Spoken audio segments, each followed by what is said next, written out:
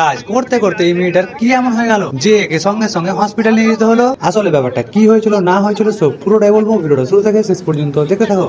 So hello বন্ধুরা, সবাইকে good morning. তো সবার কি অবস্থা এবং সবাই কেমন আছো? সো কালকের ভিডিওতে তোমরা দেখেছিলে যে আমাদের সেন্টারিংটা কমপ্লিট হয়ে গেছিল। তো কালকে যেহেতু সেন্টারিং কমপ্লিট হয়ে গেছে তো আজকে হবে ঢালাই। সো তার জন্য কিন্তু সকাল সকাল সাইডে চলে এলাম। আর একটা ভাই আমাকে কমেন্ট করেছে যে তোমার বাড়ি কোথায়। তো আমার বাড়িটা হচ্ছে মুর্শিদাবাদ জেলার জঙ্গিপুরে। সো জঙ্গিপুর কে কে চেনো বা এসেছো সো অবশ্যই একবার কমেন্টে জানিয়ে যাবা।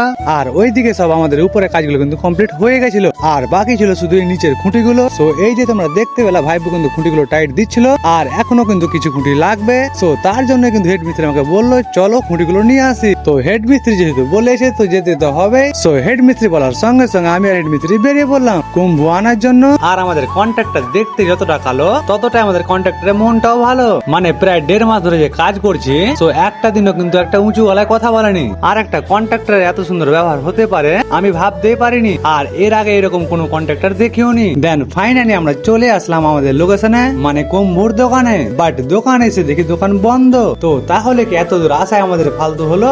আর দোকান বন্ধ দেখে আমাদের কন্ট্রাক্টর ফোন করলো দোকানদারকে, আর দোকানদারকে ফোন করার সঙ্গে সঙ্গে দোকানদার বলে ঠিক আছে তোমাদের যতটা কুম্ভু লাগবে নিয়ে নাও। তো আমাদের যেহেতু বেশি কুম্ভু লাগবে না, মানে 20টা হলে চলবে। দিয়ে আমরা 20টা কুম্ভু নিয়ে বেরিয়ে পড়লাম আবারও সাইডে যাওয়ার জন্য। তো এই যে তোমরা দেখতে পাচ্ছ এদিকে ড্রাইভার মামা ফোনে কথা বলতে ব্যস্ত। দিয়ে ফাইনালি আমরা চলে আসলাম আমাদের সাইডে। সো এবার শুরু হয়ে যাবে ঢালাই। কারণটা হচ্ছে এমনিতে কিন্তু 11টা পার হয়ে গেছে। সো এই যে তোমরা দেখতে পাচ্ছ সবার প্রথমে এরা পুজো করে নিচ্ছে। তো এবার পুজোটা করা শেষ হলে কিন্তু আমাদের ঢালাই শুরু হয়ে যাবে।